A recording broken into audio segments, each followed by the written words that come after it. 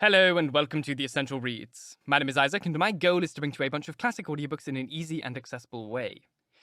We're continuing with Pride and Prejudice by Jane Austen and this is chapter 58. Let's begin. Instead of receiving any such letters of excuse from his friend, as Elizabeth half expected Mr Bingley to do, he was able to bring Darcy with him to Longborne before many days had passed after Lady Catherine's visit. The gentleman arrived early, and before Mrs. Bennet had the time to tell him of their having seen his aunt, of which her daughter sat in momentary dread, Bingley, who wanted to be alone with Jane, proposed their all walking out. It was agreed to. Mrs. Bennet was not in the habit of walking. Mary could never spare time, but the remaining 5 set off together. Bingley and Jane, however, soon allowed the others to outstrip them. They lagged behind while Elizabeth, Kitty, and Darcy were to entertain each other. Very little was said by either. Kitty was much too afraid of him to talk. Elizabeth was secretly forming a desperate resolution, and perhaps he might be doing the same. They walked towards the Lucases, because Kitty wished to call upon Maria, and as Elizabeth saw no occasion for making it a general concern, when Kitty left them, she went boldly on with him alone. Now was the moment for her resolution to be executed, and while her courage was high, she immediately said, "Mr. Darcy, I am a very selfish creature, and, for the sake of giving relief to my own feelings, care not how much I may be wounding yours. I can no longer help thanking you for your unexampled kindness to my poor sister. Ever since I have known it, I have been the most anxious to acknowledge to you how gratefully I feel it. Were it known to the rest of the family, I should not merely have my own gratitude to express." "I'm so sorry, exceedingly sorry," replied Darcy in a tone of surprise and emotion, "that you have ever been informed of what may, in a mistaken light, have given you uneasiness. I did not think Mrs. Gardiner was so little to be trusted." "You must not blame my aunt. Lydia's thoughtlessness first betrayed me that you had been concerned in the matter, and, of course, I could not rest until I knew the particulars. Let me thank you again and again, in the name of all my family, for the generous compassion which induced you to take so much trouble and bear so many mortifications for the sake of discovering them." "If you will thank me," he replied, "let it be for yourself alone. That the wish of giving happiness to you might add force to the other inducements which led me on, I shall not attempt to deny.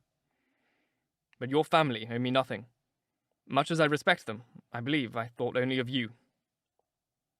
Elizabeth was much too embarrassed to say a word. After a short pause, her companion added, "You are too gracious to trifle with me. If your feelings are still what they were last April, tell me so at once. My affections and wishes are unchanged, but one word from you will silence me on this subject forever."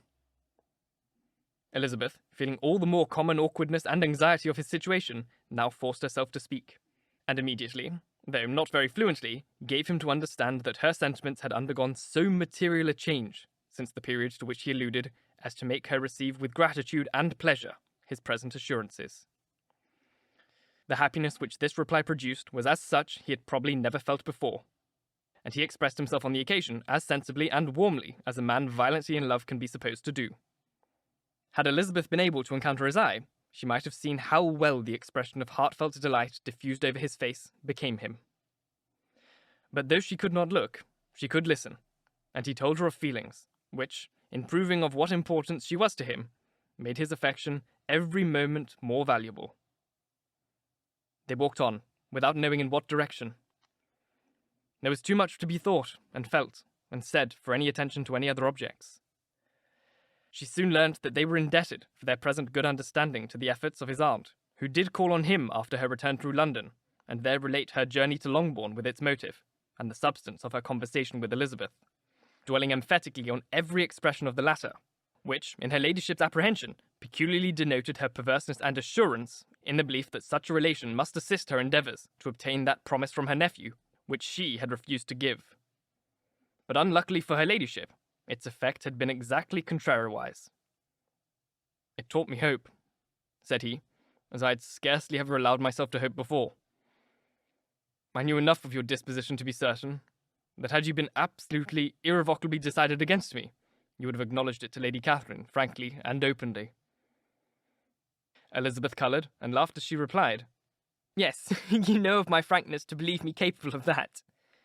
After abusing you so abominably to your face, I could have no scruple in abusing you to all your relations."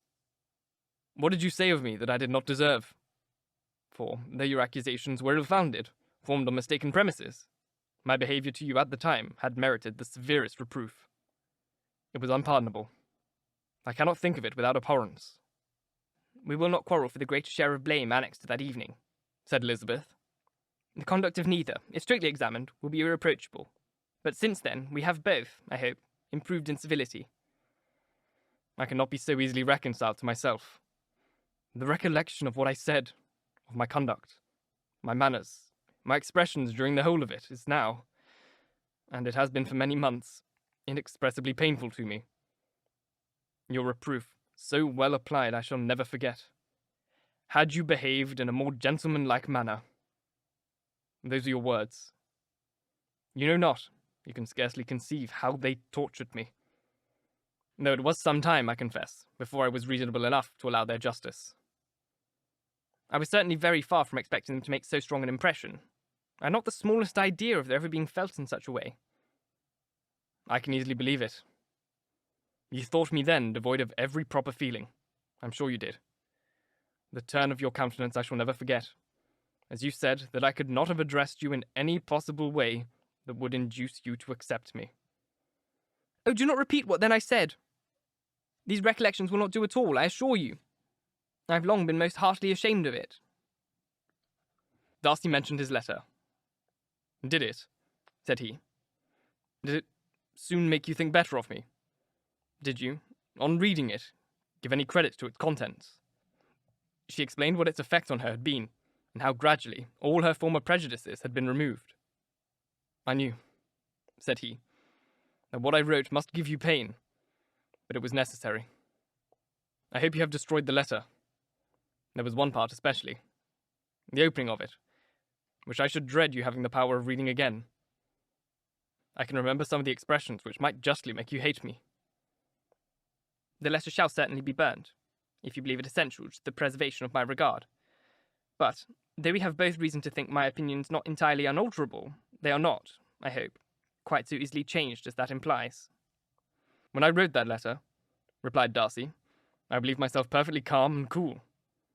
But I am since convinced that it was written in a dreadful bitterness of spirit. The letter, perhaps, began in bitterness, but it did not end so. The adieu is charity itself. But I think no more of the letter. The feelings of the person who wrote, and the person who received it, are now so widely different from what they were then, that every unpleasant circumstance attending it ought to be forgotten. You must learn some of my philosophy. Think only of the past as its remembrance gives you pleasure. I cannot give you credit for any philosophy of the kind. Your retrospections must be so totally void of reproach that the contentment arising from them is not a philosophy, but what is much better, of ignorance. But with me it is not so. Painful recollections will intrude, which cannot, which ought not be repelled. I have been a selfish being all my life, in practice, though not in principle. As a child I was taught what was right, but I was not taught to correct my temper. I was given good principles, but left to follow them in pride and conceit. Unfortunately, an only son, for many years an only child, who though good themselves, my father particularly, all that was benevolent and amiable, allowed, encouraged, almost taught me to be selfish and overbearing, to care for no one beyond my own family circle, to think meanly of all the rest of the world, to wish at least to think meanly of their sense and worth compared with my own. Such I was from 8 to 28, and such I might still have been but for you, dearest, loveliest Elizabeth. What do I not owe you? You taught me a lesson, hard indeed at first, but most advantageous. By you, I was properly humbled. I came to you without a doubt of my reception. You showed me how insufficient were all my pretensions to please a woman worthy of being pleased. Had you then persuaded yourself that I should? Indeed I had. What will you think of my vanity? I believed you to be wishing, expecting my address. My manners must have been in fault, not intentionally, I assure you. I never meant to deceive you, but my spirits might often lead me wrong. How you must have hated me after that evening. Hate you? I was angry, perhaps, at first, but my anger soon began to take a proper direction. I'm almost afraid of asking what you thought of me when we met at Pemberley. You blamed me for coming? No, indeed. I felt nothing but surprise. Your surprise could not be greater than mine in being noticed by you. My conscience told me that I deserved no extraordinary politeness, and I confess I did not expect to receive more than my due. My object then, replied Darcy, was to show you, by every civility in my power, that I was not so mean as to resent the past, and I hoped to attain your forgiveness, to lessen your ill opinion, by letting you see that your reproofs had been attended to. How soon any other wishes introduced themselves, I can hardly tell, but I believe in about half an hour after I'd seen you. He then told her of Georgiana's delight in her acquaintance, and of her disappointment at its sudden interruption, which naturally leading to the cause of that interruption, she soon learnt that his resolution for following her from Derbyshire in quest of her sister had been formed before he quitted the inn, and that his gravity and thoughtfulness there had arisen from no other struggles than what such a purpose must comprehend. She expressed her gratitude again, but it was too painful a subject to each to be dwelt on further. After walking several miles in a leisurely manner, and too busy to know anything about it, they found at last, on examining their watches, that it was time to be at home. What could become of Mr Bingley and Jane was a wonder which introduced the discussion of their affairs. Darcy was delighted of their engagement. His friend had given him the earliest information of it. "I must ask whether you were surprised," said Elizabeth. "Not at all. When I went away, I felt that it would soon happen." "That is to say, you had given your permission?" "I guessed as much." And though he exclaimed at the term, she found that it had been pretty much the case. "On the evening before my going to Longborne," said he, "I made a confession to him, which I believe I ought to have made long ago. I told him of all that had happened to make my former interference with his affairs absurd and impertinent. His surprise was great. He never had the slightest suspicion. I told him, moreover, that I believed myself mistaken in supposing, as I had done, that your sister was indifferent to him. And as I could easily perceive that his attachment to her was unabated, I felt no doubt of their happiness together." Elizabeth could not help but smiling at his easy manner of directing his friend. "Did you speak of your own observation," she said, "when you told him that my sister loved him, or merely from my information last spring?" "From the former. I had narrowly observed her during the 2 visits which I had lately made her here, and I was convinced of her affection." "And your assurance of it, I suppose, carried immediate conviction to him?" "It did. Bingley is most unaffectedly modest. His diffidence had prevented his depending on his own judgment in so anxious a case, but his reliance on mine made everything easy. I was obliged to confess one thing, which for a time, and not unjustly, offended him. I could not allow myself to conceal that your sister had been in town 3 months last winter, that I had known it, and purposely kept it from him. He was angry. But his anger, I am persuaded, lasted no longer than he remained in any doubt of your sister's sentiments. He has heartily forgiven me now." Elizabeth longed to observe that Mr Bingley had been a most delightful friend, so easily guided that his worth was invaluable, but she checked herself. She remembered that he had yet to learn to be laughed at, and it was rather too early to begin. In anticipating the happiness of Bingley, which of course was to be inferior only to his own, he continued the conversation till they reached the house. In the hall, they parted. Thank you so very much for listening. If you enjoyed, please like, comment, share, all that jazz. And if you really enjoyed, do subscribe because there is more to come. My camera is potentially going to run out of battery. This is going to be fun. If you're listening on podcast, please leave a review. Reading your reviews really makes my day, and it helps get this in front of as many people as possible, which is great. If you really enjoyed, you can support me by clicking up here for Ko-Fi. It's like a donation thing, which you can do if you're on YouTube, or in the description box if you're on podcast, or also on YouTube. On YouTube, there's also super thanks, which is cool.